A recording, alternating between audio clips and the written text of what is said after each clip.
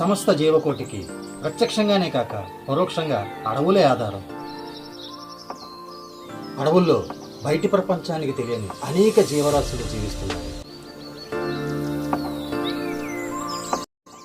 అక్కడ అనేక ప్రాణులు పుట్టుకొస్తున్నాయి, మరికొన్ని ప్రాణులు పుట్టేందుకు సిద్ధంగా ఉన్నాయి.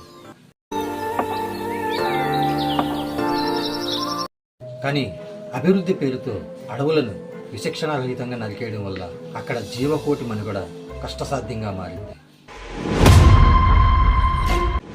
అడవుల విధ్వంసం వల్ల అక్కడ జీవించే జీవకోటి జీవరాశులకు ముందు ముందు అక్కడ రవ్వంత చోటు కూడా మిగిలేలా లేదు.